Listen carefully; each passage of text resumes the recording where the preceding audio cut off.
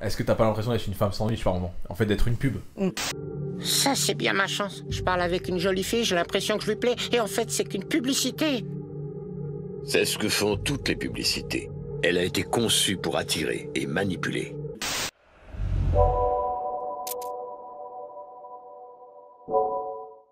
Bonjour à tous et bienvenue dans ce 21e épisode du Power Show. Aujourd'hui on reçoit Camille June, une Instagrammeuse très célèbre qui a 30 000 abonnés. Non mais en fait on reçoit Camille June donc qui est à la base fitness girl. C'est ça ou pas? Allez. Elle aime pas ce terme. Elle aime pas le terme fitness girl, mais en gros à la base c'est une influenceuse sur Instagram. Et du coup aujourd'hui on va parler un peu de Instagram et de ce qu'il y a derrière quand tu es influenceuse. Et on va commencer avec Camille. Comment ça va? Ça va. Tranquille, bien. Ouais. Bah, du coup, première question, on en a déjà parlé plusieurs fois, mais comment tu te considères? Est-ce que, bah, tu vois, on t'a dit le terme fitness girl, t'as pas trop apprécié. Ouais. Est-ce que tu te considères comme une influenceuse, comme une coach en devenir? Parce que pour donner un peu ton background, là, t'es en train de faire une reconversion professionnelle, t'es en train d'essayer de devenir coach. Donc, est-ce que tu te considères comme une coach, une influenceuse, une athlète? Alors, sans parler d'être athlète pro, mais voilà. Ou toutes ces choses-là en même temps? Alors j'y ai réfléchi et j'en ai surtout souvent discuté avec d'autres, donc influenceurs comme on appelle ça. Alors, c'est vrai que ce terme, je l'apprécie pas et personne d'ailleurs l'apprécie. Moi je me considère comme une créatrice de contenu et après si j'influence les gens, tant mieux. Okay. Si mon contenu influence les gens, tant mieux. Mais je suis pas là pour ça. Je suis pas là pour les influencer. Je suis là pour donner le contenu que je donne et après si ça plaît, tant mieux. En fait, je trouve que le terme influenceuse, c'est un terme un peu fort qui est utilisé en fait pour décrire ces personnes-là. Mais je pense pas que ces personnes-là influencent réellement beaucoup de monde, pour la plupart. Je sais pas. Je pense qu'ils n'avaient pas trop de termes pour les définir parce que c'est un peu arrivé du jour au lendemain quand même. Le terme influenceur, pour moi, il vient du fait que c'est des gens qui sont souvent sponsorisés ou qui se font, entre guillemets, qui deviennent un peu égéries de plusieurs marques et qui, du coup, en créant du contenu, font aussi la promotion de ces marques qu'elles suivent, que ce soit des compléments alimentaires, fringues, etc., parfums, peu importe, en fait, ça dépend dans quel domaine on est. Et en fait, c'est pour ça qu'on dit que c'est des influenceurs, c'est juste, en gros, c'est comme avant, pendant un moment, les blogueurs. Les blogueurs, c'était des influenceurs aussi, mais c'est juste que là, maintenant, c'est un terme qui s'est un peu généralisé, mais pour moi, c'est à partir du moment où il y a une création de contenu, je suis d'accord, je trouve que c'est un meilleur terme pour définir ce que tu fais, avec derrière une intention, pas forcément la tienne, mais en tout cas ceux qui te sponsorisent, de quand même vendre leurs produits, etc., de faire connaître leur marque. Oui. Et donc d'influencer les gens indirectement. Parce que les gens, ils te regardent, entre guillemets, comme une personne, par exemple, si t'es dans le sport, ils vont te regarder comme quelqu'un qui a un meilleur niveau qu'eux, etc. Donc tu vas être un modèle, un exemple pour eux, et du coup tu vas les influencer dans ce sens-là. Enfin pour moi c'est ça que ça veut dire en tout cas. Donc, mais du coup, tu te considères comme créatrice de contenu, mais à travers Instagram du coup et les réseaux sociaux, donc ce que tu utilises, qu'est-ce que tu cherches à promouvoir? Tu cherches à te promouvoir en tant que coach? Tu cherches à promouvoir quelque chose? Ou tu cherches quoi exactement? Alors ça va dépendre des périodes, parce que comme Instagram il représente vraiment qui je suis.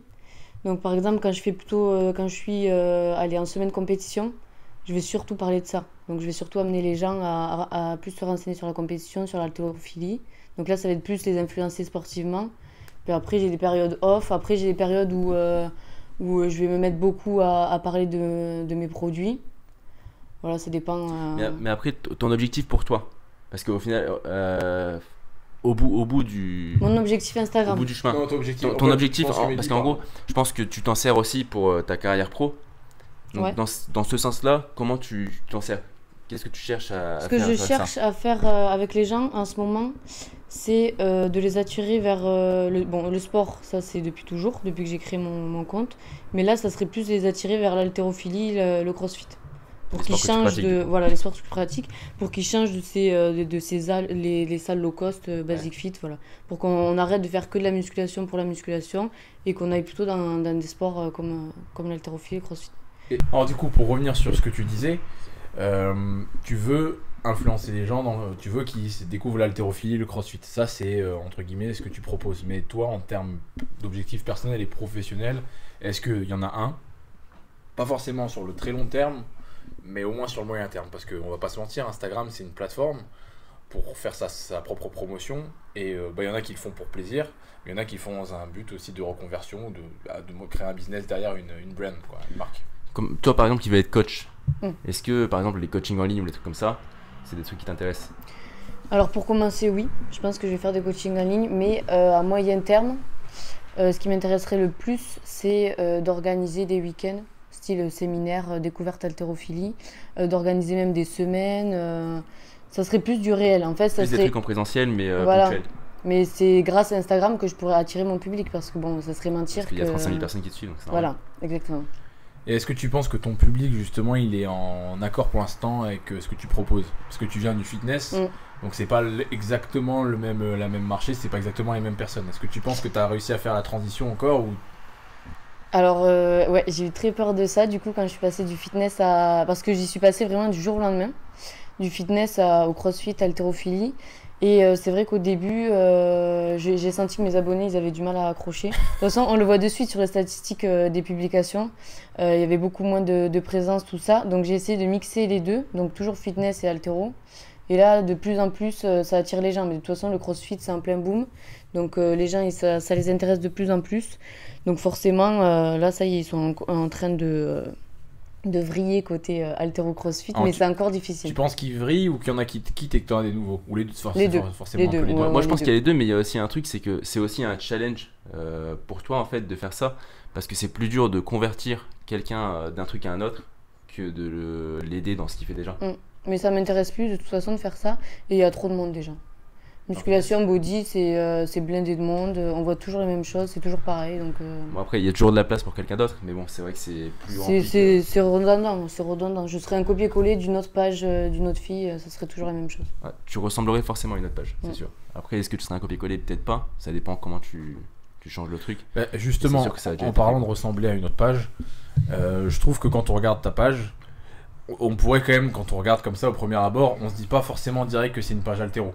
Il y a encore beaucoup de codes qui sont utilisés du fitness, par exemple, les tenues un peu flashy, le fait qu'on voit quand même pas mal ton corps, etc. Ça, c'est des codes qui sont plutôt utilisés dans le fitness. Je dis pas qu'en haltéro ou au crossfit, on voit pas les corps, parce qu'au crossfit, les nanas, elles ont des shorts ras la moule, elles sont en brassière, etc. Mais on va dire que c'est moins, c'est pas ce qui ressort de l'image, quoi. C'est pas ce côté un peu entre guillemets glamour, je sais pas comment on peut dire ça, mais sexy. Ouais, c'est ça. Ouais, non, mais c'est parce que, ouais, comme je disais, j'essaie encore de mixer le tout. Je veux pas faire une page que haltérophilie, parce que de toute façon, les gens qui peuvent comprendre l'haltérophilie, c'est des gens qui le pratiquent. Donc si je commence à mettre que de l'haltérophilie à mes abonnés qui sont à la base des gens du body, ils vont plus rien comprendre et forcément ça va pas les intéresser. Ça va pas les intéresser parce que même la majorité des gens, ils sont aussi intéressés par le physique. Ils veulent avoir un propos physique. Donc forcément, il faut un mix des deux. Si tu fais que de l'haltéro, en fait, il suffit de voir, hein, les gens qui font que de l'haltéro, c'est pas un truc qui vend énormément. T'as beaucoup de mecs c'est des combis, je crois. Coach haltéro et comme ça, je crois que c'est des combis, si je peux donner un conseil. Ou alors le gras aussi, ça peut être le gras. Ils sont pas gras les haltéros, c'est pas les un haltéros, truc d'haltéro. les haltéros, ils sont souvent gras. Hein. Ouais. C'est rare les haltéros qui sont secs. Super. Ouais, après, donne envie aux gens, merci Mehdi. C'est pas forcément l'archétype que je vois de l'haltérophile, mais... Oui, mais c'est parce que t'as vu Clocov la semaine dernière, mais la majorité des haltérophiles sont gras. Ok. Enfin, en tout cas, ils essayent pas d'améliorer leur physique. Ah non, c'est pas du tout un objectif physique, non, ça c'est sûr. Ça, on est d'accord que l'objectif physique n'est pas le premier objectif des mecs qui font l'haltéro. Leur objectif, c'est la performance. Et c'est sûr que quand quelqu'un est dans le fitness, par contre, c'est tout le contraire. On s'en fout de combien il bench, on s'en fout de combien il arrache. S'il arrache déjà quelque chose. Ouais. Quand il fait du squat, c'est déjà pas mal. Moi, je dis pas que les mecs qui font du fitness font pas de squat, mais c'est vraiment axé sur le physique, quoi. Et du coup, ouais, toi, en fait, qu'est-ce que t'attends des réseaux sociaux, entre guillemets? Qu'est-ce que t'attends que ça produise pour toi? Avoir des clients, avoir une communauté que tu peux, à laquelle, enfin, comment dire, une communauté à laquelle tu peux. Alors ce à quoi je tiens le plus sur Instagram, c'est que ma page elle soit considérée comme vraie. Je souhaite être considérée comme vraiment une vraie personne honnête, et que mes abonnés soient derrière moi. Ouais, je souhaite avoir des statistiques, des bonnes statistiques, c'est-à-dire que mes abonnés commentent, soient là, toujours continuent à m'écrire des messages, avoir une vraie relation abonné et moi.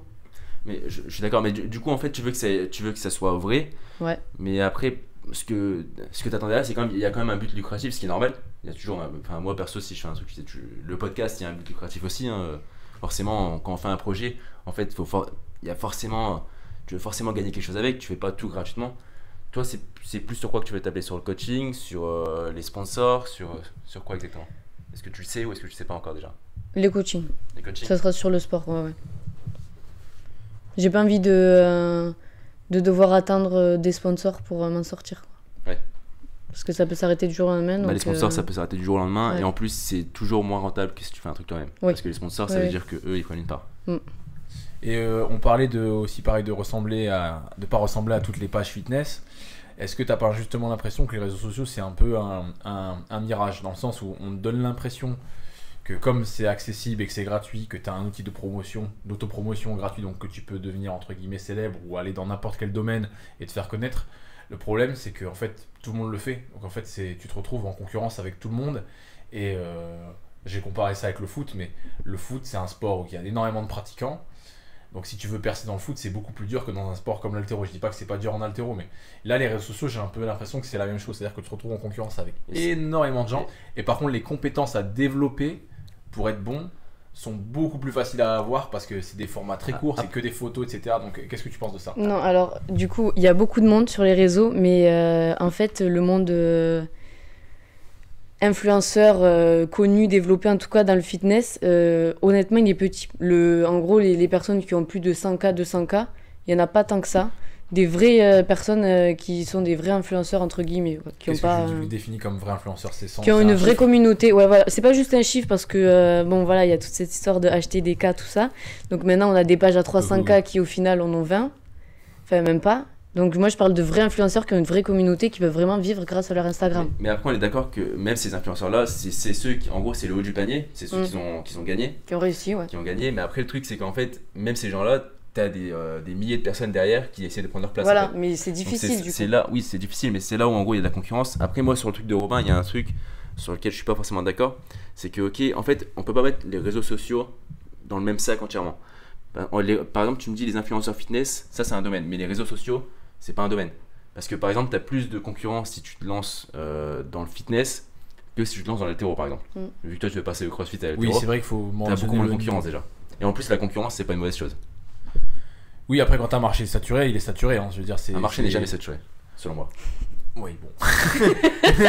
Et grand économiste.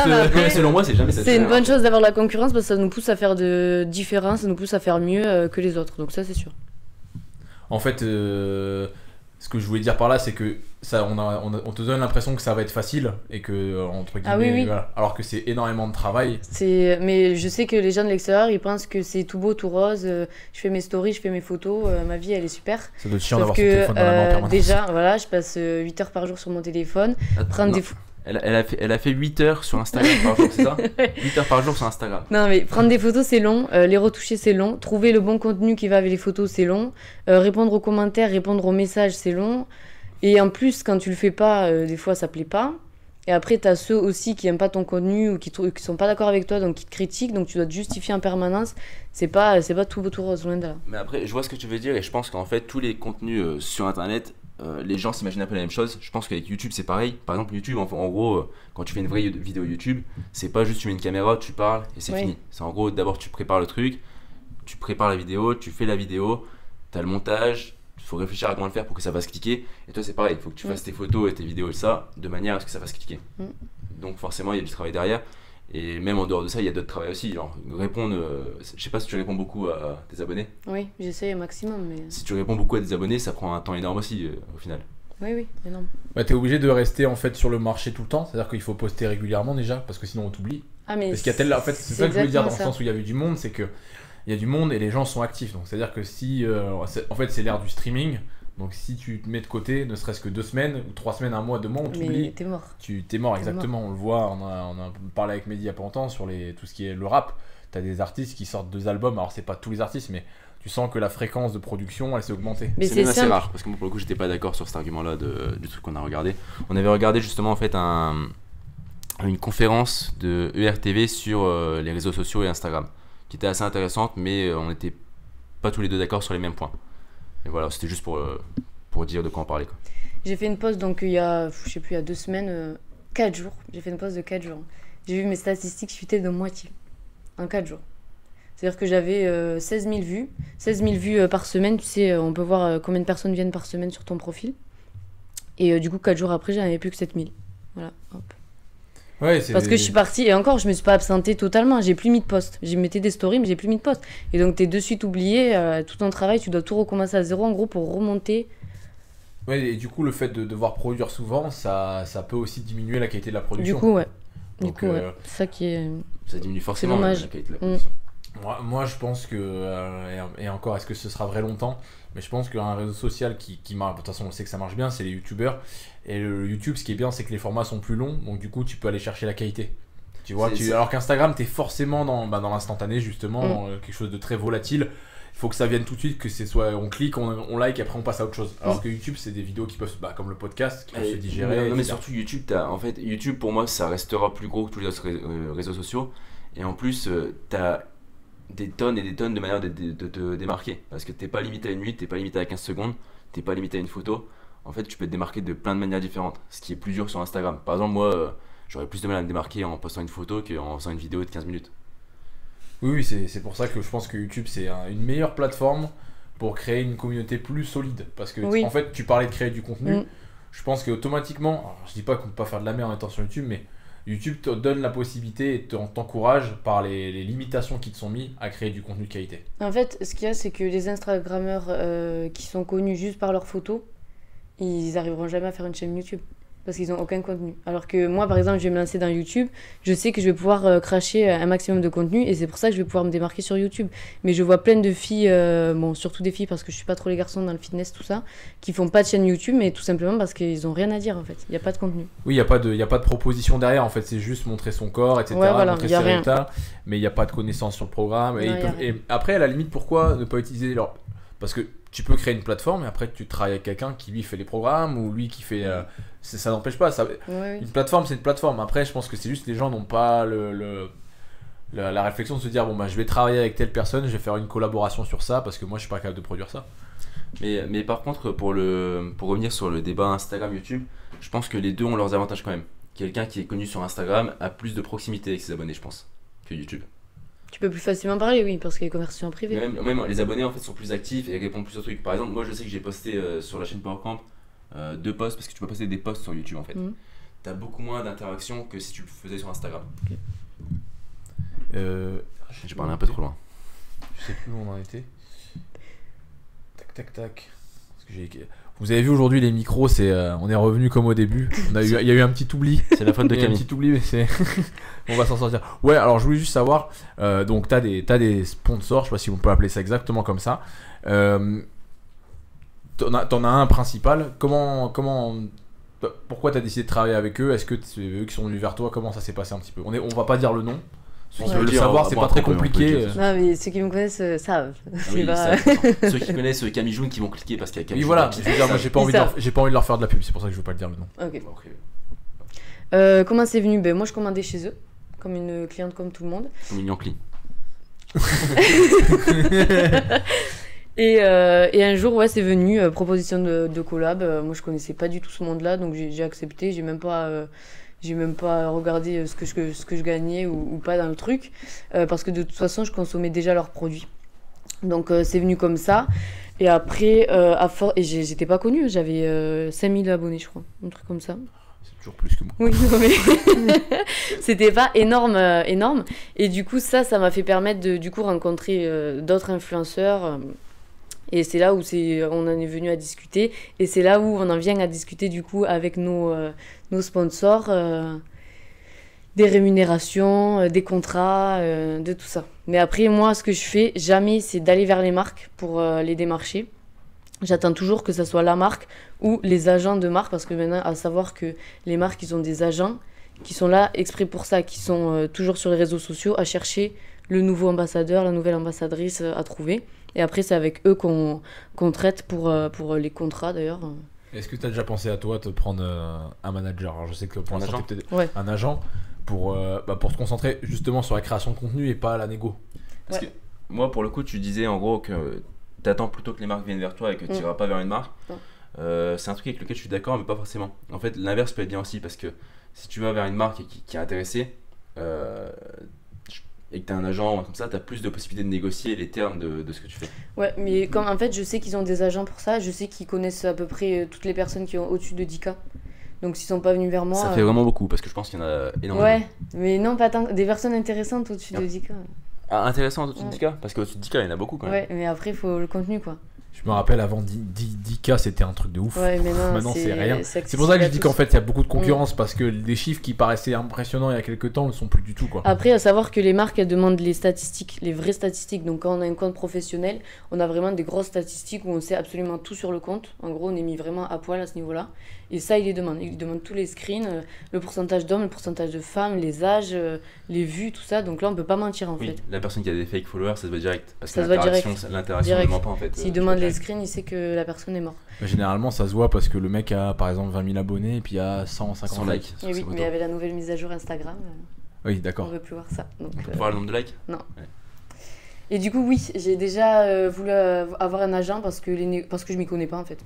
Je sais pas du tout ce que je vaux en fait. Je sais pas combien un post combien une marque doit me payer pour un post ou pour une story. Sauf que du coup, comme je suis toujours sous contrat avec mon ancien travail, jusqu'à la fin donc de ma formation BPGEPS, donc pour être coach. Pour l'instant, je ne peux pas toucher d'argent sur tous les sponsorings que j'ai. D'accord, c'est pour ça. Okay. Donc voilà, je touche pas d'argent, je touche tout en produit. Donc c'est pour ça, d'où mes énormes commandes. Mais je touche pas encore d'argent. Mais le jour où, du coup, je pourrais être auto-entrepreneur et là, toucher de l'argent, là, c'est de suite. Je vais de suite en agence, trouver un agent parce que je veux pas m'embêter avec ça. Je veux pas avoir ce côté négociation avec les marques parce que je me sentirais plus du tout naturel après à faire à parler des produits en fait. Oui, et puis de toute façon, c'est pas ton travail, c'est pas là quelle est ta plus-value. Les sportifs de haut niveau, ils ont des agents parce que eux, ils ont pas besoin de négocier les contrats avec les marques, etc. Il faut qu'ils soient concentrés sur ce qu'ils font mieux, c'est leur entraînement. C'est la création de contenu, ce que tu fais. En plus, au-delà de ça, quand tu t'y connais pas réellement, c'est très dur de pouvoir quantifier ce que vaut une fame internet, tu vois. Le nombre d'abonnés, en fait, c'est dur de quantifier vraiment en termes d'argent. Comment tu vas convertir, etc. Après, je sais qu'il y a une application qui existe, on m'en a parlé là il y a 2 jours, une copine. Tu mets ton profil, tu donnes tes statistiques et eux te disent ce que tu vaux en gros. Ce que tu peux demander aux marques pour une story ou pour un post. Après, c'est. Et c'est quoi le nom de l'appli? Je sais plus. Faudrait que je regarde sur. C'est intéressant, ouais. Ouais. Il faut que ça, ils te disent ce que tu vaux en tant que personne aussi, tout court. Juste ce que tu vois en tant que. Merde, quoi. Ce verdict est tombé. Ok, et du coup, ma question, est-ce que t'as justement en parlant de rémunération, etc., de mode de rémunération, est-ce que tu as le sentiment que ton travail est rémunéré à sa juste valeur? Je te pose cette question parce qu'en fait, tu viens t'entraîner à la salle et je te vois de temps en temps préparer tes posts, etc. Je t'ai déjà vu passer, je sais pas moi, 1 heure, 1 heure et demie entre les tests photos, etc. La créativité qu'il y a derrière. Pas plus tard que tout à l'heure, tu m'as demandé de l'aide pour des photos. Donc tu vois, il y a beaucoup de réflexion, il y a beaucoup de travail qui va là-dedans. Est-ce que tu as le sentiment que c'est en adéquation, la rémunération avec ton travail? Parce qu'en soi, tu fais de la direction artistique, tu crées du contenu, mais genre tu mets un concept derrière. Je dis pas que c'est les concepts les plus élaborés du monde, mais tu essaies de créer quelque chose. Tu réfléchis à tes trucs et eux ils ont pas à le faire. Donc est-ce que peut-être que payer un directeur artistique, ça se trouve ça coûte une blinde en fait. Et eux ils sont gagnants en fait. Mais eux ils sont docents à savoir que les marques elles sont toujours gagnantes. Voilà. En fait ils ont plus besoin de faire de publicité, de se prendre la tête avec ça parce qu'ils ont les influenceurs sur les réseaux sociaux. Moi, donc, comme je demande pas d'argent, parce que de toute façon, j'ai pas le droit d'en demander, forcément, je fais du bénévolat. Hein. Tout ce que je fais, c'est. Après, à moitié, parce que du coup, t'es payé en produit quand même. Oui, mais après, ça me fait. Attention, ça m'embête pas de le faire. Quoi. Parce que quand je fais des posts, par exemple, je sais pas, moi, comme tout à l'heure, j'ai préparé des photos, du coup, d'étirements, tout ça.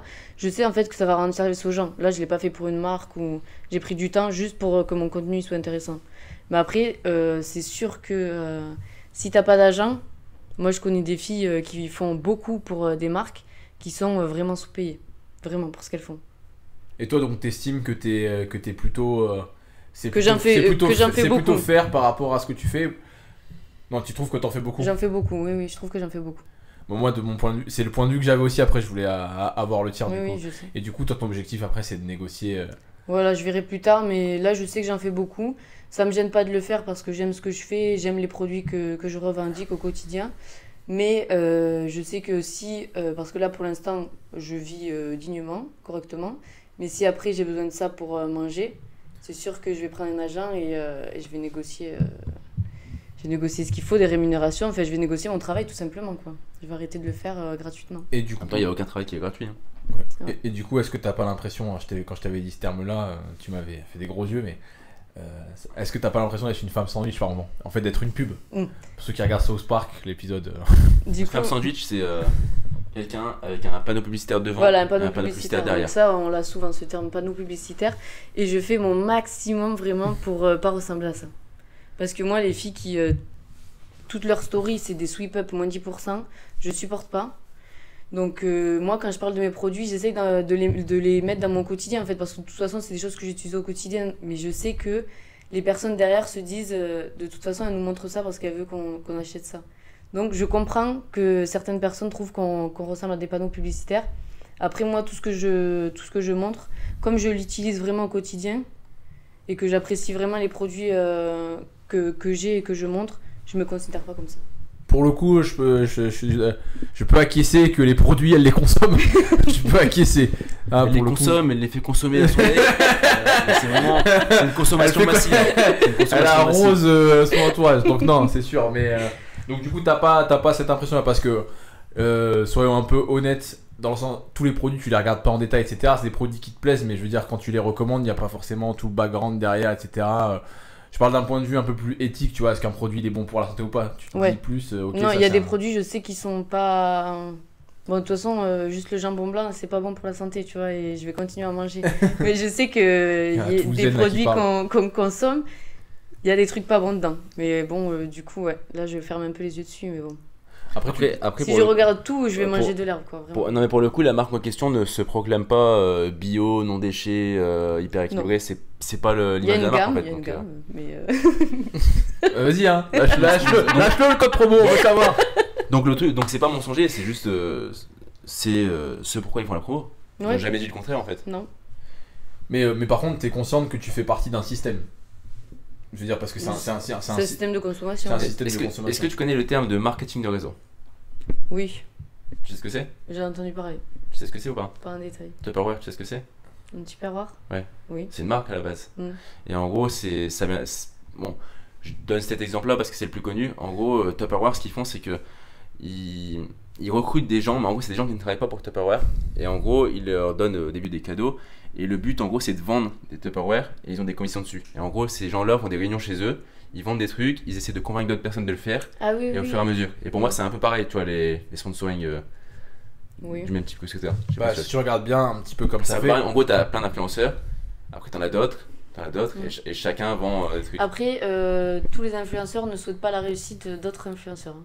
Ah, mais je pense que contrairement au Tupperware. Je pense que Tupperware, c'est pareil. Tupperware, ils essaient de convaincre les autres de le faire pour avoir de l'argent, parce que quand ils recrutent quelqu'un d'autre, ils ont de l'argent. Ah voilà, oui, quand ils recrutent quelqu'un d'autre. Mais il y a ça existe. Il y a des marques qui font ça, Herbalife, mais il y a d'autres marques. Herbalife. Bah oui, Herbalife le fait. Et Fiti aussi le fait, je crois. Il y a d'autres marques qui font ça, ils font. Exact. Donc du coup, ouais, en fait, mais du coup, je vois que tu as conscience de faire partie du système. Et est-ce que moralement, éthiquement parlant, moi, j'ai pas donné je donne pas mon avis à moi, c'est-à-dire toi, est-ce que tu es à l'aise avec ça? Est-ce que ça t'empêche pas de dormir? Ou alors est-ce que justement de temps en temps tu te poses des questions, tu te dis bon ben je suis un peu trappé dans un système, est-ce que j'essaierai pas de le faire autrement, etc. Est-ce que tu as déjà pensé à ça, non? Parce que honnêtement, je travaille avec très peu de marques. Parce qu'une fois, c'est vrai que je me suis déjà posé des questions pour des réflexions que j'ai eues, du style panneau publicitaire. Moi, je supporte pas ça. Du coup, j'ai fait un listing une fois des marques avec qui j'ai travaillé. Et j'en ai pas tant que ça. Et elles sont toutes quand même de qualité. Moi, je trouve que toutes les marques desquelles je parle, elles sont de qualité. Et surtout, j'ai pas de problème d'éthique parce que je sais que j'ai des dizaines de mails auxquels j'ai dit non. Auxquels beaucoup de filles vont dire oui, parce que tous les mails, j'en reçois plusieurs par jour. Quels sont tes tarifs pour une story? Une story, ça me prend 1 seconde à faire. Il y en a, elles prennent 200 balles pour une story. Elles, oui, elles devraient avoir des problèmes d'éthique pour montrer juste en story, je sais pas moi, une cup ou... Ouais, ok, une cup, je sais pas. Une cup. C'est le premier truc. C'est quoi, j'ai pas... Du coup, non, moi j'ai pas de problème. C'est que j'aurais des problèmes si tous les jours j'acceptais, pour de l'argent, de faire de la pub, sans même valider le produit. Moi, à chaque fois qu'une marque m'a écrit, je lui ai toujours dit que je validerais le produit sur les réseaux sociaux si je le valide. Et du coup, ça a déjà fait des... On dirait une rappeuse, tu sais, je te valide. Mais non, mais du coup, il y a déjà eu des problèmes où ils ont dit, bon, finalement, on vous l'envoie pas. D'accord, ça veut dire qu'ils sont pas sûrs de la qualité de leur produit. Ouais. Donc, dans ce cas, je m'en fiche. Après, pour le coup, oui, surtout que t'es pas sponsorisé. T'es pas en partenariat avec beaucoup de marques différentes. Il y en a combien? 2, 3? Ça dépend. Il y en a 3 qui me viennent en tête, là. Moi, il y en a J'en ai que 2 récentes nouvelles donc. Ah, donc il y en a peut-être 3. Mais du coup, oui, t'es pas en partenariat avec beaucoup de marques différentes. Et en plus, pour le coup, c'est pas des marques qui sont réputées pour être des mauvaises marques. Bon, il y en a une qui a une communication assez agressive, mais c'est des produits de qualité. C'est pas des trucs qui vendent des produits de merde. Parce que par exemple, je prends l'exemple du dropshipping, c'est assez connu. Il y en a beaucoup maintenant des fitness girls et des trucs comme ça. Explique un peu ce que c'est le dropshipping, parce que je pense que tout le monde connaît. En fait, le dropshipping, c'est pas forcément mal. Le dropshipping, en gros, c'est un truc qui consiste en fait à faire une boutique sur internet et vendre des produits en flux tendu. En fait, t'as le fournisseur, mais le produit, tu le payes que quand il y a quelqu'un qui te commande à toi. Et en gros, le produit est payé à ce moment-là et c'est le fournisseur qui l'envoie directement au client. Donc toi, en fait, t'as jamais de stock chez toi et du coup, tu payes jamais, t'as jamais de stock que t'as payé. Tu payes que quand le produit est vendu. Donc t'as forcément de la marge. Et le truc, c'est qu'il y a beaucoup de gens qui font ce type de business avec des produits de AliExpress, par exemple. C'est des produits chinois, pas forcément de très bonne qualité. Et maintenant, de plus en plus, pour la pub, forcément, c'est soit par Facebook, soit sur Instagram avec les influenceurs et tout ça. Et il y en a beaucoup qui vont le faire avec les influenceurs fitness, les fit girls, enfin les trucs comme ça. Et du coup, pour le coup, c'est pas forcément des produits de qualité, mais ça se répand quand même. Et il y en a beaucoup qui le font. Et là, oui, là pour le coup, il peut y avoir un problème d'éthique parce que je pense que c'est des produits qu'eux-mêmes n'ont pas testés déjà. Ouais, puis ils sont juste middlemen, c'est juste pour l'argent. Ils viennent juste rajouter une marge. En soi, ils font rien. Surtout que pour le coup, je sais un peu comment ça marche. Là, t'es pas payé en produit, t'es clairement payé en argent. Donc, je pense que ces gens-là le font pour l'argent. Ce qui est tout à fait respectable. Hein. Enfin, moi, je juge pas du tout ce comportement-là parce que ça peut être fait aussi. Hein. En fait, t'as une communauté, après, c'est à toi de décider comment tu t'en sers. Hein. C'est très court-termiste en fait. C'est juste que c'est pour faire de l'argent rapidement, etc. Et pas forcément sur de la vraie valeur ajoutée. Après, il y a les gens qui achètent sont aussi responsables que les personnes qui font la pub. Hein. C'est pour les moi, gens qui achètent. Pour moi, il y a la responsabilité d'être toujours partagée. C'est-à-dire qu'on aime bien faire porter un peu le chapeau aux influenceurs en mode vous poussez ça chez les gens, mais c'est aussi aux gens d'avoir le recul, d'être éduqués, etc. Alors après, est-ce que c'est à l'État de mettre ça en place, etc. De créer une culture où on éduque les gens sur comment consommer, ça c'est un autre débat. Parce qu'encore, j'ai pas les armes pour répondre d'ailleurs. Parce qu'encore là, on parle des marques de compléments alimentaires, de dropshipping, mais il y a plein d'autres trucs qui servent des influenceurs aussi. T'as les trucs de paris en ligne qui servent beaucoup des influenceurs. Après, t'as les placements de produits aussi. Il y a beaucoup de placements de produits dans les clips de musique et tout ça. En fait, toutes les marques, c'est pas que MyProtein et trucs comme ça, c'est toutes les marques se servent des influenceurs parce qu'en fait, c'est là maintenant qu'il y a les gens qui regardent. Les gens ne regardent plus forcément la télé, ils regardent plus Instagram. La pub, elle est devenue un peu plus subtile en fait. Ah oui, non, mais de toute façon, moi j'ai trouvé l'intro déjà, je l'ai déjà en tête. Ça sera un passage de South Park. Je pense que tu sais lequel. Il est énorme. Et du coup, c'est quoi ta stratégie pour attirer des nouveaux followers? Alors, s'il y en a une, peut-être que tu fais au feeling, etc. Il y en a pas parce que, enfin, si, il y en a. Ah, le grand plan. Il y en a. Alors le problème, c'est que Instagram, ils aiment bien à ce moment-là changer. Algorithme, tout ça, là, il y a des débats énormes. Et en ce moment, ils aiment bien retirer la visibilité, remettre la visibilité, retirer la visibilité. Donc ça rend fou. Quand tu dis retirer la visibilité, ça veut dire qu'ils t'enlèvent de l'Explorer, ils t'enlèvent de l'Explorer, donc il n'y a que tes abonnés qui peuvent voir ta publication, et même des fois t'es pas dans le fil d'accueil, donc voilà, tu fais pas de vues, ton travail il a servi à rien. Puis des fois ça revient, t'exploses.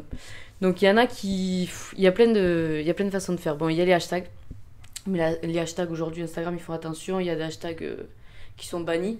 En gros, si tu mets un hashtag style fesses, cul, sexe, c'est banni. C'est banni ? Il est banni. Je vais essayer demain, je vais poster un truc avec il aura presque pas de visibilité. Après, il y a des trucs que je supporte pas, que font la plupart des influenceurs. C'est déjà les applications. Il y a des applications qui te font aimer plein de photos, commenter plein de photos, mais c'est pas toi qui commente, c'est l'application. Ça, c'est très connu. Il y a les applications follow and follow, et il y a les fameux partages de compte.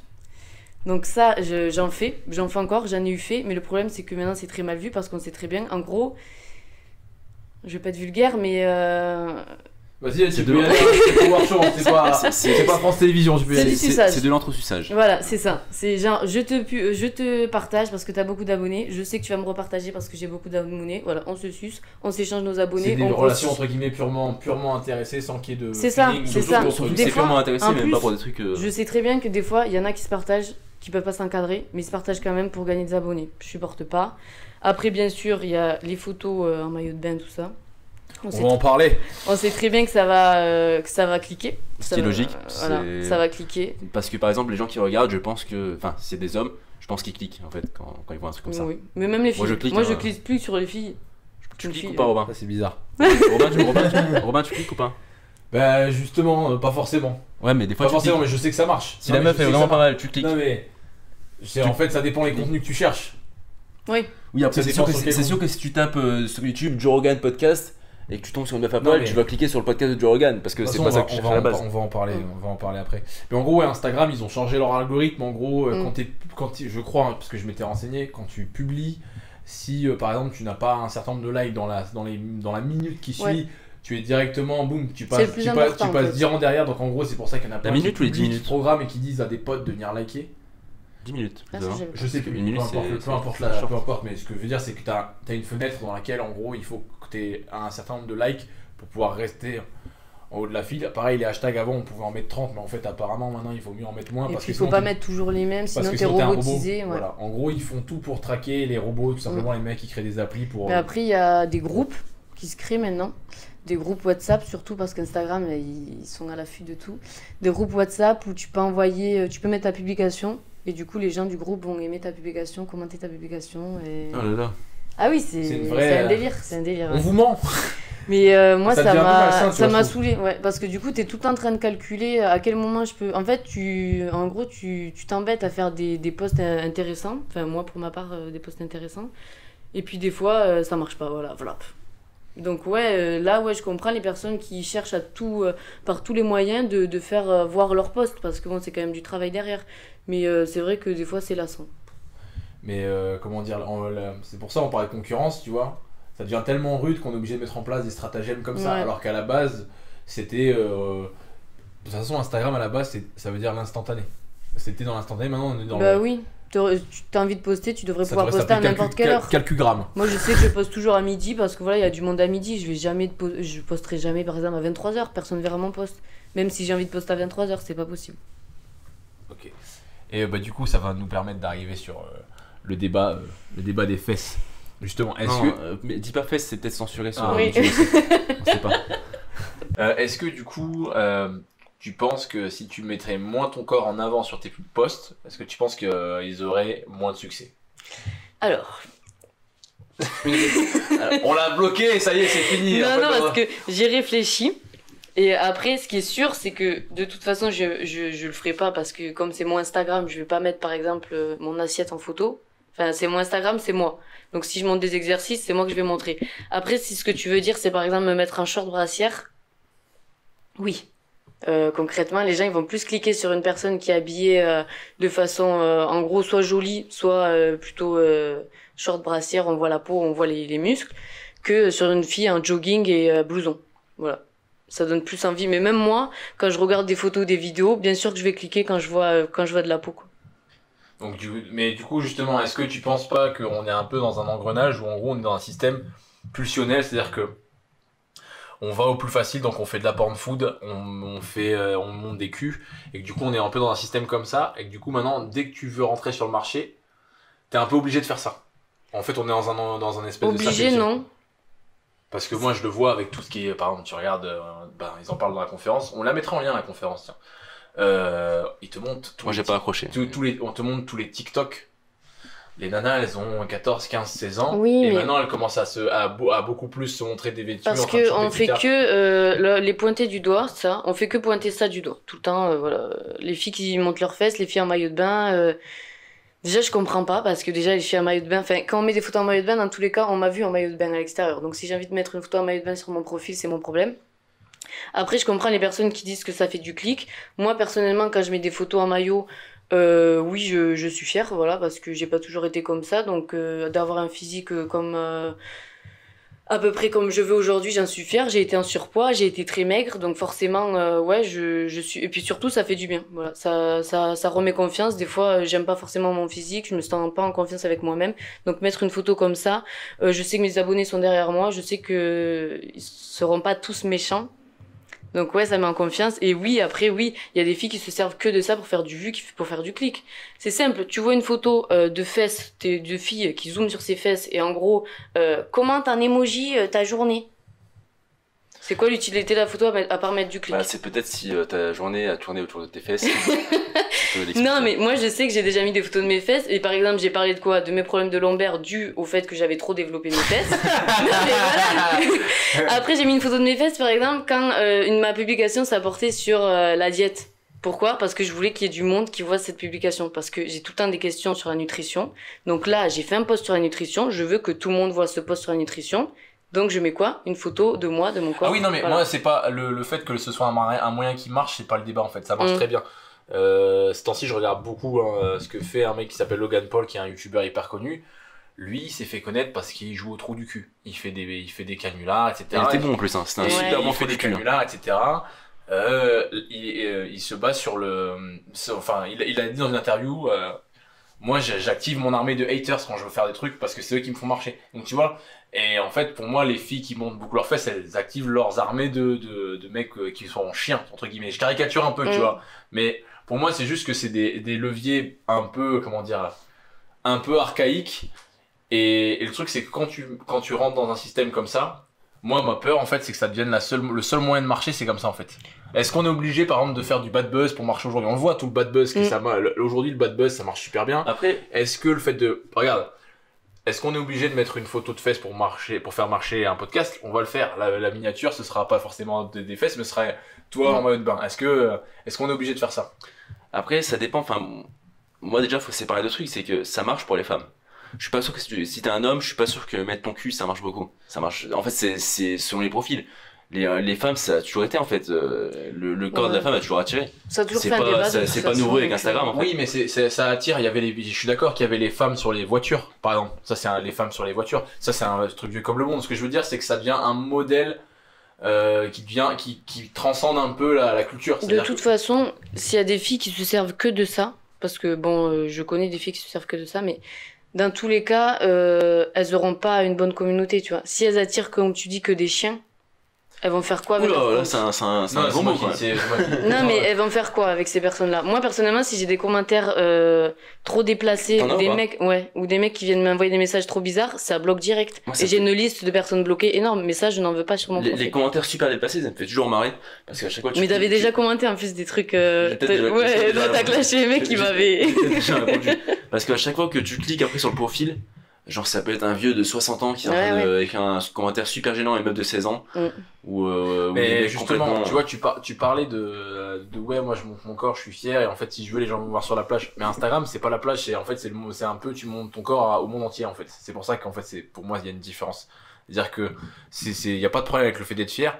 Par contre, il faut avoir conscience de la conséquence de ces actes, entre guillemets, si tu fais ça sur une plateforme, entre guillemets, publique, parce que là, Instagram, c'est la place publique. C'est comme si tu descendais avant sur la plage du village et tu te mettais... Non, mais ça, on est au courant parce que, je dis on parce que je parle au nom d'autres filles dans mon cas. On a aussi, comme tu dis, je sais pas le dire en anglais, mais des haters. Bah, des rageux. Ouais, des rageux, voilà. Des rageux, ouais. Ça, on en a tout. Moi, j'ai de la chance, j'en ai pas tant que ça, mais je connais, moi, des filles...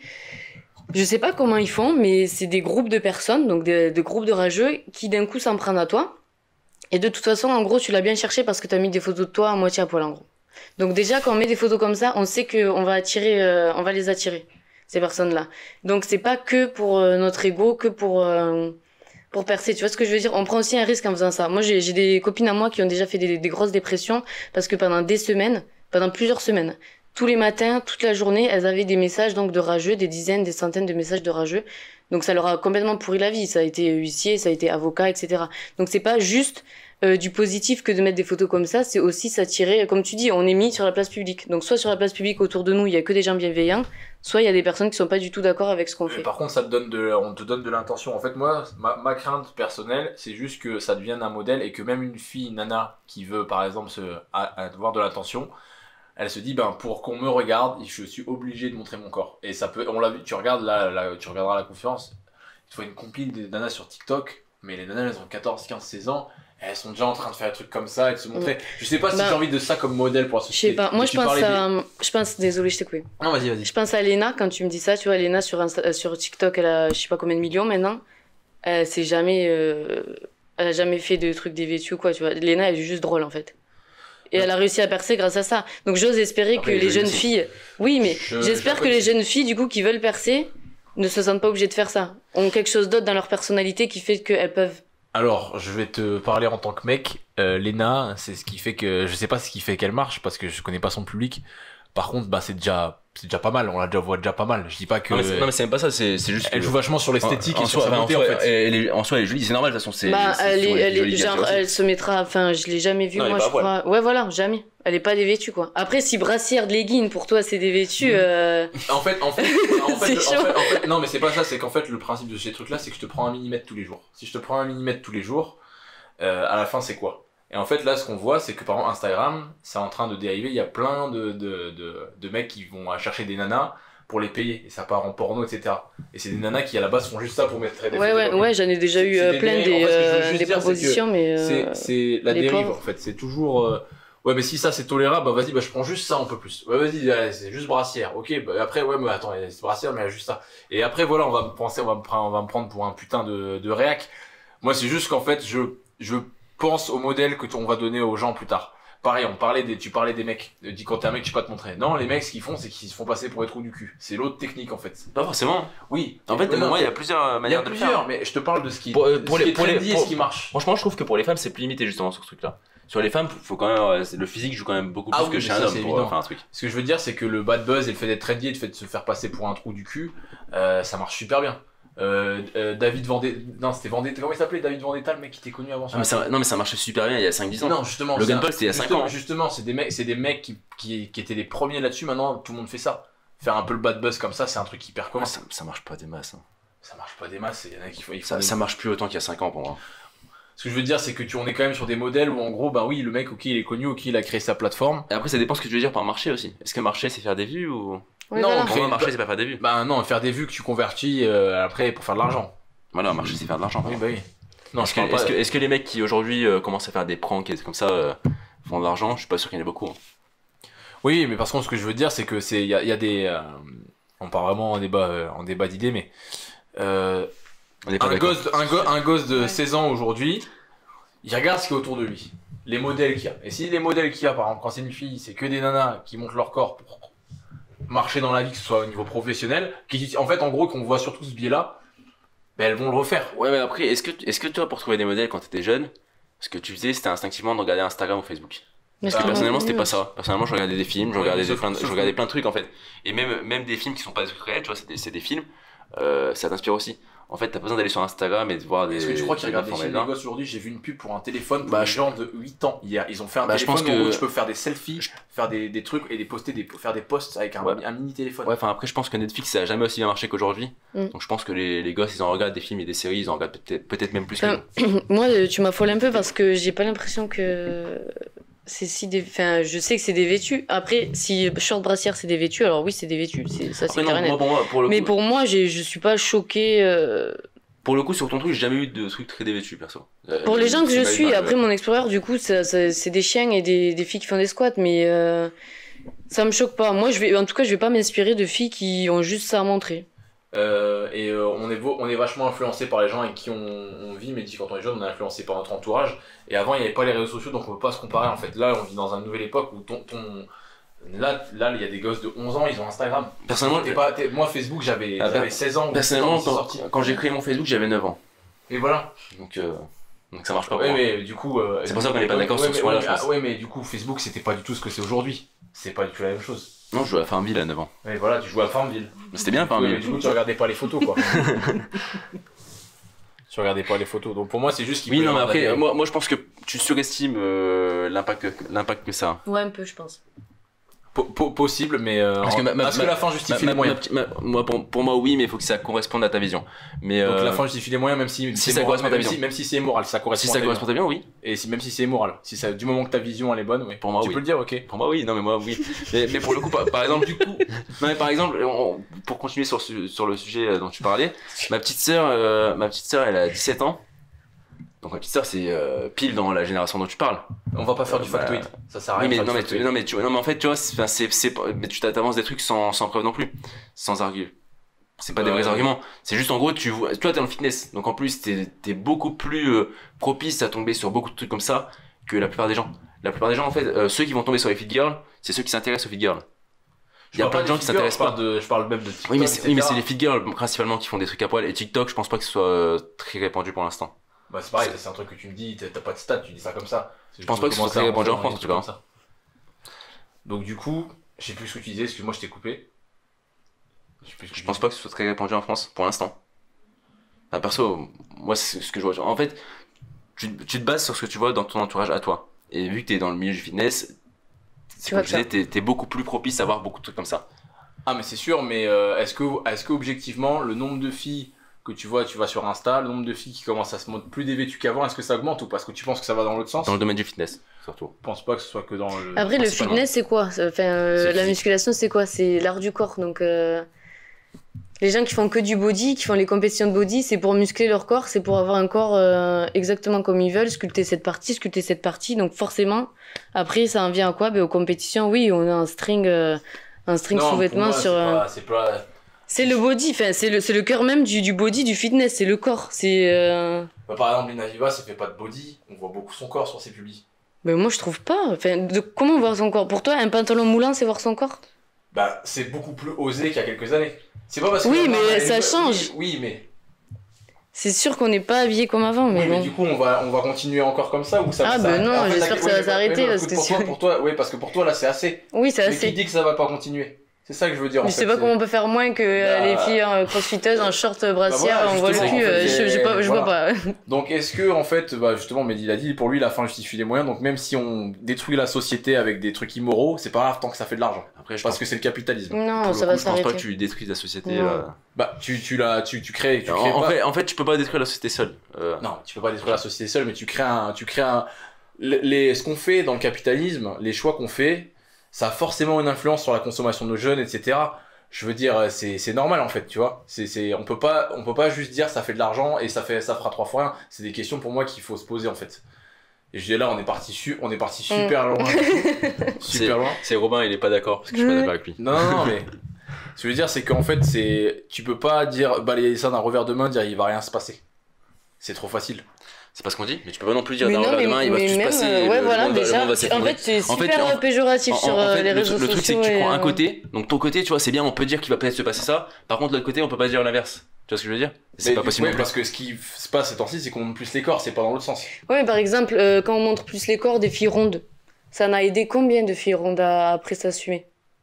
C'est pareil, je suis absolument pas pour la... Ah ben moi, pour être dans ce monde-là, je vois pas en quoi ça dérange au pire que des filles montent leur corps. Je comprends pas. Quand c'est trop osé, quand ça va trop loin, oui, faut arrêter les choses. Mais je suis sûre et certaine que la plupart de la population est consciente de ça, de ce que tu dis.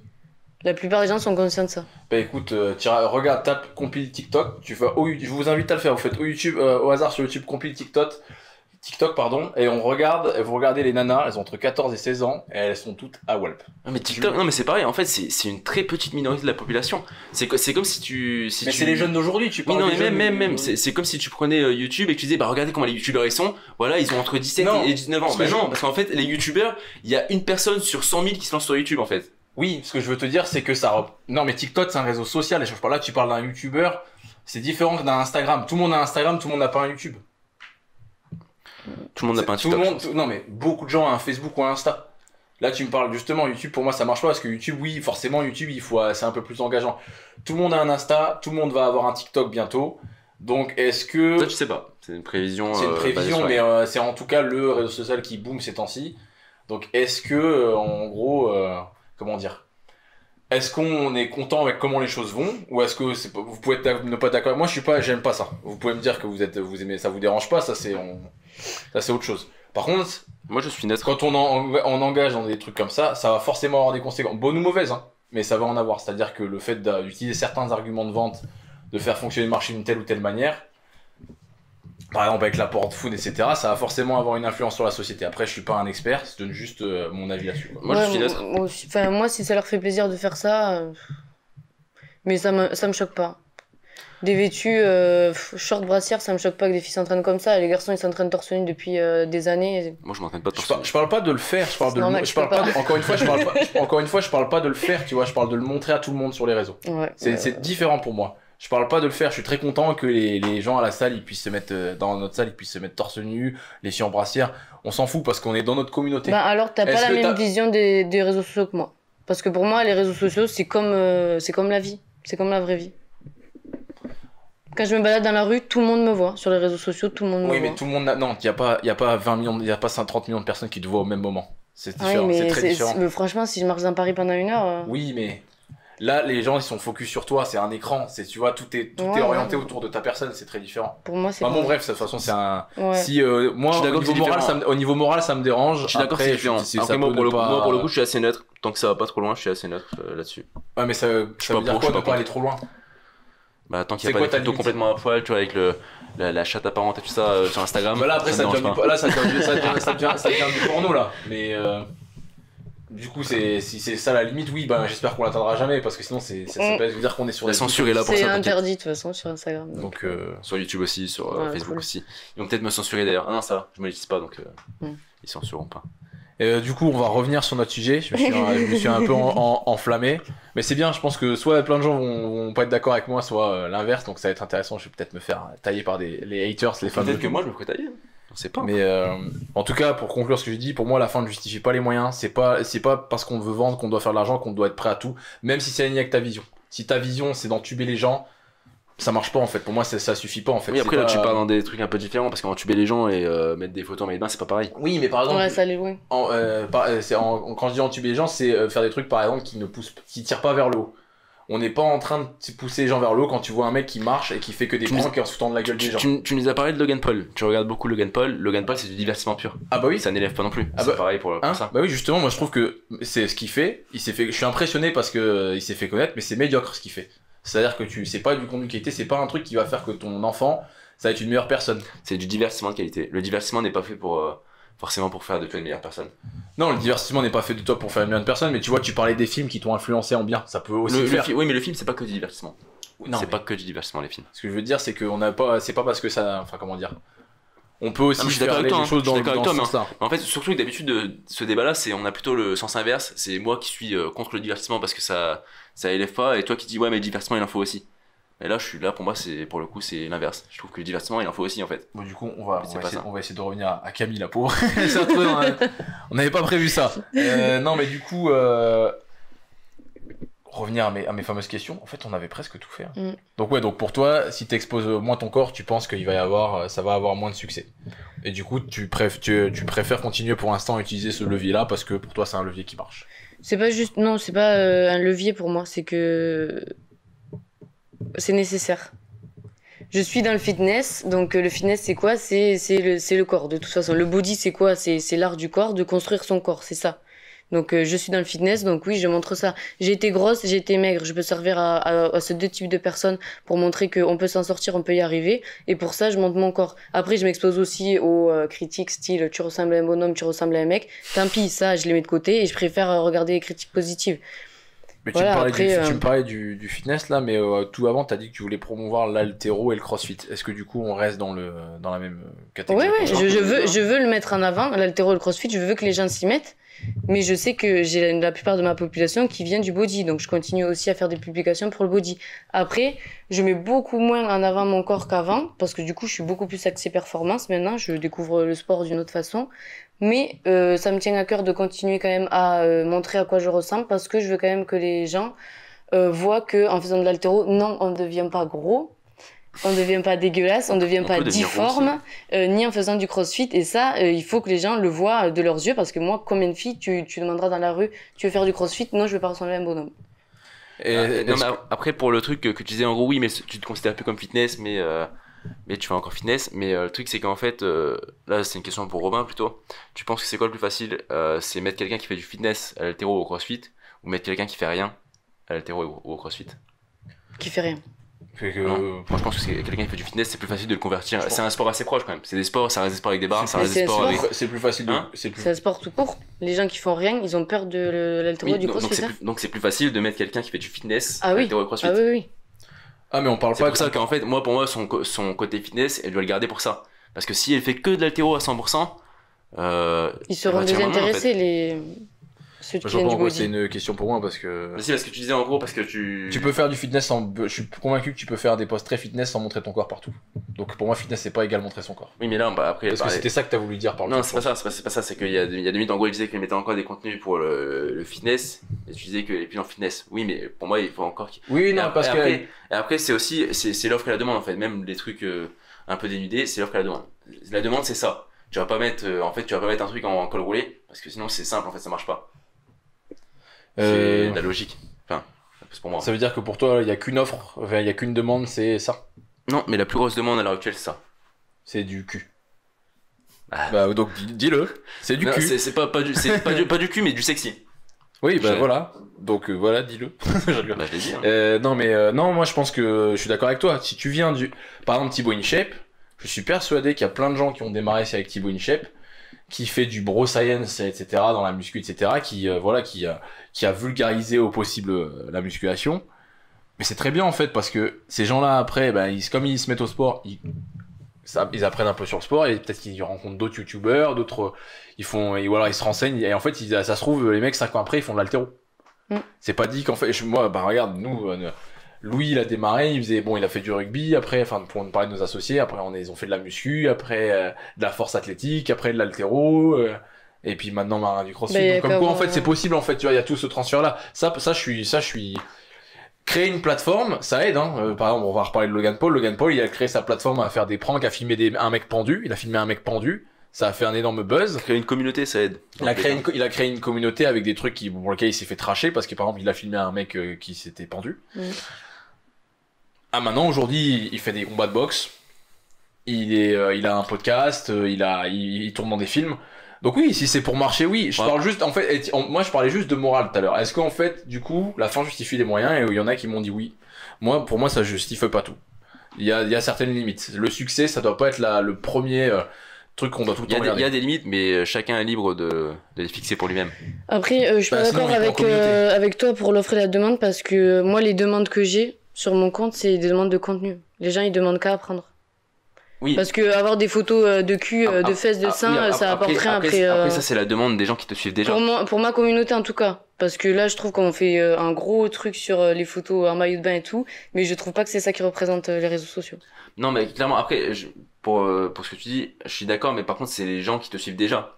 En fait, pour moi, le côté plus montrer le physique, ça attire des nouvelles personnes, mais après, ces nouvelles personnes vont pas être forcément intéressés par ça. C'est juste qu'en fait, c'est ce qui fait cliquer. Ça fait cliquer. Oui, ça fait après, cliquer. C'est le contenu ça, qui fait rester. Mais voilà.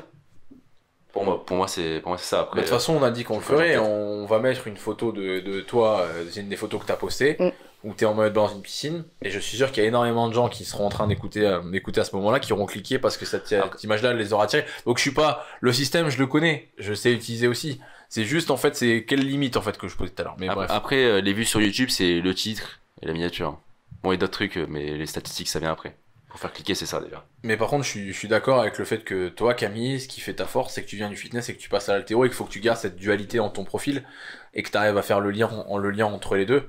Parce que, comme l'a dit un peu Mehdi, il y a un manque le côté sexy en haltéro n'est pas là. Et c'est ce qui a très bien réussi à faire le crossfit. Ils ont réussi à rendre le sport sexy. Après, sexy n'est pas forcément lié au sexe. Hein. Sexy, ça veut dire attirant. Oui, regarde par exemple Matty Rogers. Matty Rogers, tu peux aller sur son profil, elle est tout le temps en pull là, ce temps-ci. Oui, mais elle est quand même assimilée à quelqu'un de joli, et c'est pour ça aussi qu'elle a énormément d'abonnés. Le beau est dans la nature, j'ai pas de problème. Les abeilles, elles vont sur certaines fleurs parce qu'elles ont ces couleurs-là et elles les butinent parce qu'elles ont un attrait. Donc je dis pas que en fait le fait d'être beau, ça n'aide pas à réussir dans la vie.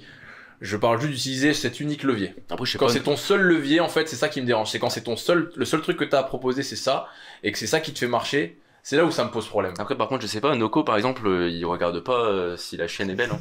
Il s'en fout. Hein. Non, mais je connais pas beaucoup de comptes qui ont ce seul levier. Ou en tout cas, c'est pas des comptes avec une grosse communauté. Ou alors, les gens, ouais, effectivement, ils sont là que pour ça, en fait. C'est pour du porno, quoi. Ou alors, c'est des comptes à beaucoup d'abonnés. Genre, ouais, voilà, mais qui servent à rien. C'est juste qu'on les regarde parce elles font de belles photos avec de beaux photographes et c'est des corps. Et elles sont uniquement payées par les sponsors. Voilà, c'est retouché, c'est des photos parfaites. Mais sinon, ça apporte rien. En fait, moi, ce que j'ai peur, en fait, c'est que l'archétype de la Émilie Ratajkowski, ça devienne une norme. C'est juste ça, en fait. C'est pour revenir un peu à tout ce qu'on a dit tout à l'heure. Et je veux pas envie que toutes les personnes qui sont, par exemple, dans d'autres modèles, comme toi, par exemple, t'es en sport, tu sois obligé d'utiliser ces leviers-là, parce que sociétalement parlant, on encourage ça pour faire marcher tes trucs. Tu vois, je préférais que tu marches. Après, voilà, je suis peut-être un utopiste à la con. Je préférais que tu marches parce que tu apportes, par exemple, tu fais un post sur les glucides et t'expliques à fond ce que c'est, et t'expliques comment on fait du carb cycling, etc. Et que t'aies de la vue pour ça, que parce que justement t'es été obligé de te mettre à poil pour le faire. Après, mais comme dit Mehdi, une fois que c'est cliqué, je suis contente qu'ils aient cliqué parce que le contenu est bon.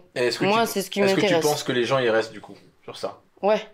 Moi, pour moi, les gens. Il suffit de voir les enregistrements, etc. Les commentaires, tous les gens qui ont enregistré mes publications, c'est que c'est intéressant. Il y a des gens qui restent pour le contenu. Mais après, par rapport à ce que tu disais, moi en fait ça me dérange pas à partir du moment où c'est assumé en fait. Là par exemple elle a dit, en fait oui elle poste des photos un peu pour montrer son corps un peu ça parce qu'elle aime bien ça. Elle était un peu complexée tout ça donc elle aime ça. Ce qui me dérange par contre c'est par exemple celles qui vont dire ah non mais moi je poste pas mon corps, moi je montre juste mes progrès. Tu vois, on sait que c'est pas vrai. Mais par contre quand c'est assumé ça me dérange pas du tout. Ça me dérange sauf moins. Sauf si dans l'extrême. Ça me dérange moins mais oui voilà comme tu dis si ça dépend dans quel extrême on tombe. Et du coup tu parlais les influenceuses, vous communiquez entre vous?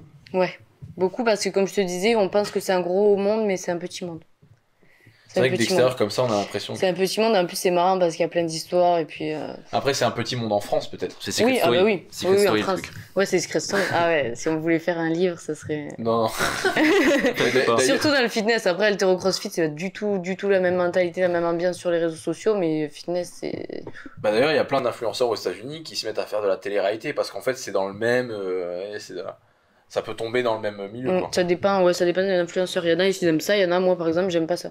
J'aime pas aller dans les soirées, juste soirées influenceurs. Bah, pourquoi? Ouais, il y en a. Ouais, ça existe. Il y a des soirées influenceurs. Pourquoi? Enfin, si c'est que des influenceurs, c'est des personnes que je connais pas ou que j'apprécie pas ou j'apprécie pas leur contenu, non.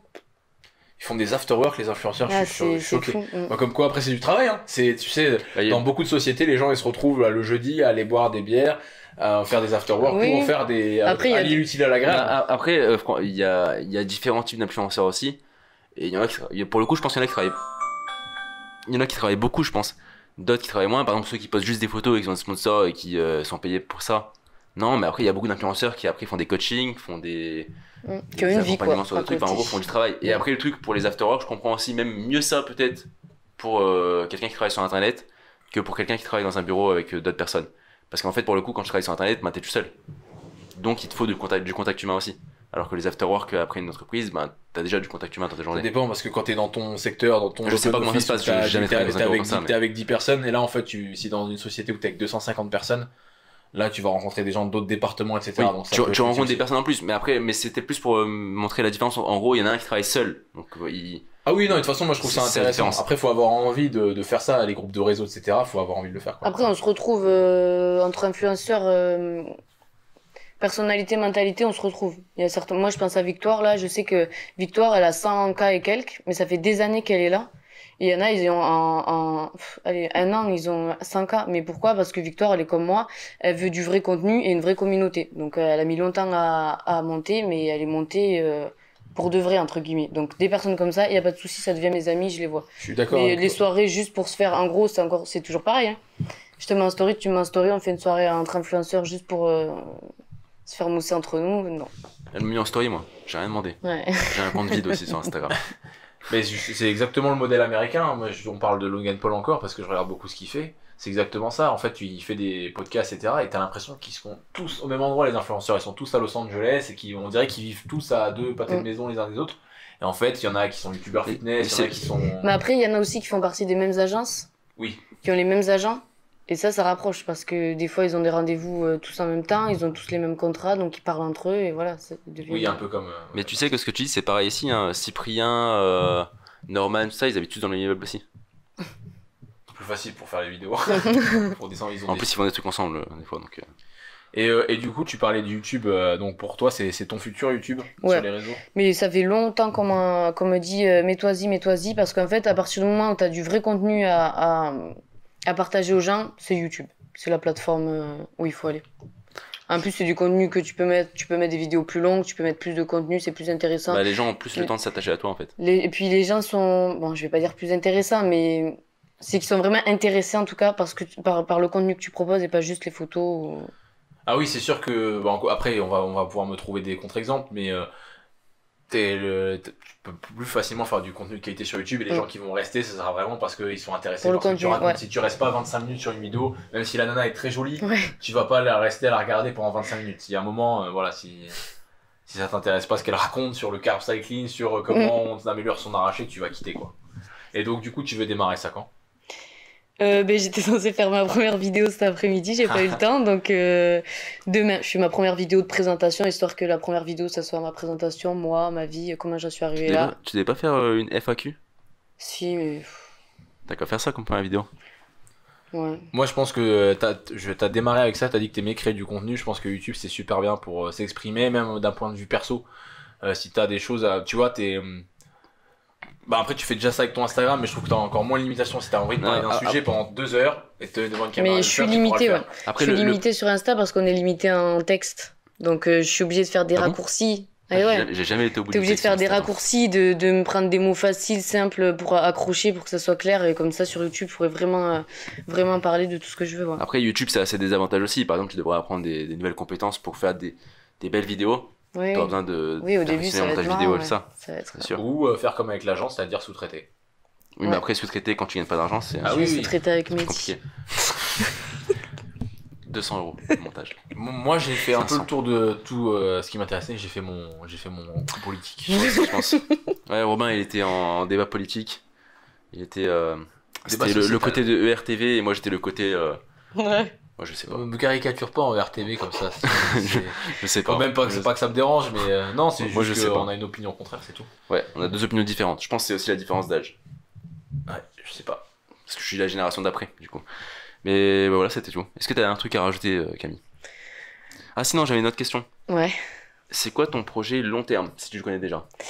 Mais je t'en ai parlé, mais Elle a pas voulu le dire, j'ai posé ouais, aussi, je elle a pas- veux pas le dire Ah, tu veux face pas le dire caméra. Ok. Non. Putain, avec Lockoff Ouais, c'est aussi qui veut pas dire, là vous préparez quoi, une attaque Non, mais nucléaire là, je tout sais ça. qu'il y a des personnes malveillantes Et tu penses qu'elles vont faire quoi? Qu'elles vont t'en empêcher? soit qu'elles vont prendre l'idée, soit ouais qu'elles peuvent me mettre des bâtons dans les roues sans Après, problème. pour redire un mec qui a dit ça, c'est Oussama Hamar, il a dit en fait les idées, il y en a plein, ce qu'il faut c'est faire. Et les idées, de toute façon, Ça vaut rien. ça vaut rien une idée en fait. Ouais, mais là je peux rien faire tant que j'ai pas mon Oui, diplôme. voilà. Donc Mais, c'est pour ça que je le laisse mon projet tapis d'un côté. Non, mais et- du coup, on va pas en parler. On va pas en Ouais. parler. Ok. J'avais pas fait attention que. Bon bah Ça. du coup, moi je te Est-ce que remets- t'as un truc à rajouter avant? Non, ouais, le seul truc que je voulais rajouter, c'est que, enfin, si je peux faire une conclusion, quoi, c'est d'arrêter de croire que c'est tout beau tout rose la vie d'influenceur, qu'il y a beaucoup de côtés négatifs, donc surtout les filles qui, leur projet de vie, là, parce qu'il y en a maintenant, c'est leur projet de vie, elles sont au collège, mon projet c'est de devenir Alors, tu influenceuse, vois, c'est ce que je te disais. il faut oublier. Oui, Parce après, que, c'est pas tout le monde. Ah, Oui, mais voilà. après, c'est pas une Non, mais majorité. c'est surtout que- C'est pas une majorité. C'est un réseau, enfin, si demain ça s'arrête, si demain ça se fait hacker ou quoi, il faut quand même que t'aies quelque chose derrière, que tu sois quelqu'un, que tu puisses vivre autrement. Et puis voilà, les influenceurs, voilà, moi je gagne pas d'argent, donc il y a plein d'influenceurs qui gagnent pas d'argent, on fait ça juste pour le plaisir, on passe des heures dessus, et c'est pas que du positif, on a beaucoup de personnes rageuses, haineuses, jalouses sûrement. Donc voilà, et puis des fois, il faut penser aussi à ce qu'on écrit, parce que les commentaires, les messages pas cool, on est des personnes comme tout le monde, quoi. Donc, voilà. Je pense que les réseaux sociaux, en fait, c'est comme c'est très nouveau dans la société, c'est en train de se faire. Les mœurs sont pas encore créées. Ouais, ouais. Si tu veux, ça ne deviendrait pas l'idée dans la rue, les gens comment ils te parlent, ils font pas. C'est ça. Mais les réseaux sociaux, c'est encore nouveau, donc on n'a pas encore les codes, et c'est en train de se faire petit à petit. Je pense que dans 4-5 ans, ce sera beaucoup plus facile. Par contre, ce qui me fait peur, c'est que bon, après, je sais pas comment ça marche le code pénal. Si t'insultes quelqu'un dans la rue, qu'est-ce que tu peux avoir comme conséquence? Mais tu vois, la différence entre la rue et Instagram, c'est que en fait, si tu dis à quelqu'un connard dans la rue, il a pas de trace, tu vois. Ouais. Par contre, là, il y en a. Ouais, mais dans la rue, il peut te mettre un coup de Non, tête. mais oui, non. Mais... c'est vrai. Donc ouais, chaque situation, Chaque à ce moment-là, situation, je voyais à son vous voir si Non, vous mais préférez après, éviter les coups de boulet. c'est les réseaux sociaux, c'est un puits de connaissances que les gens n'avaient pas avant, enfin, qu'il n'y avait pas Internet. Donc, qui s'en servent les gens, mais qui s'en servent bien. Qui suivent des personnes intéressantes, du bon contenu, et qui s'en servent pas pour faire des choses mal, méchantes ou négatives, quoi. Justement. C'est vraiment un outil en or si on s'en sert bien. Bah justement, tu vois, je pense qu'avant les gens ils mangeaient trop, et on s'est rendu compte qu'en fait le fait d'avoir quitté le travail au champ, etc., on peut pas rester assis devant un bureau toute une journée. Donc dans les années 70, on s'est dit bah il faut faire du fitness, il faut qu'on donne à notre corps ça, faut qu'on revienne. Et là on le voit aujourd'hui, on mange mieux, etc., on fait plus de sport, on bouge plus parce qu'on est allé dans l'autre extrême. Là je pense qu'aujourd'hui il y a trop de contenu, beaucoup trop de contenu. Même si je suis quelqu'un qui en produit, je sais qu'il y en a beaucoup trop. Et du coup, en fait, Sélection naturelle. c'est comme, oui, c'est exactement sélection naturelle, mais aussi apprendre à consommer moins en fait. Ah bah, c'est pas sélection naturelle, ça va se faire tout seul. Non, ça va se faire tout seul. Ce que je veux te dire, c'est que en gros, petit à petit, les gens vont apprendre la nouvelle compétence. Ça va pas être de savoir la formation. Avant, les mecs qui perçaient, c'est les mecs qui avaient accès à la formation. Maintenant, ça va être les mecs qui sont capables de bien sélectionner en fait. Ouais, c'est ça. De choisir les bons pour eux. Donc c'est ce que tu disais en fait, bien choisir ses influenceurs, etc. Ben, moi, c'est ce que j'ai fait quand je m'y suis remise vraiment au sport. J'ai su piocher les bonnes informations, les bonnes personnes. Donc, j'espère que les autres personnes sauront faire ça. J'espère. Non, ça va aller. Et ben, moi, je voulais te remercier pour ton temps, d'être venu. Au début, elle était un peu sceptique, Camille, parce qu'elle a cru qu'on allait la démolir. Elle avait peur, elle connaissait un peu. Non, mais je savais le débat. Voilà, je savais qu'il y aurait ce débat là. Mais bon. Il le faut. Et bah, merci d'être venu du coup. Et puis je te souhaite de la réussite pour ta chaîne YouTube, etc. On va suivre ça de près, même de très très près du coup, parce que je pense qu'il y a des trucs qui vont être tournés chez nous, donc bon, voilà. Je sais pas si t'as d'autres choses à dire, Mehdi. Ben non. Du coup, merci pour ta présence. C'est très, très sympathique. Et on se revoit bientôt pour un nouvel épisode. Je sais pas encore qui sera le guest. Surprise. Je sais pas, mais ce sera la semaine prochaine. Voilà. Allez, salut. Salut.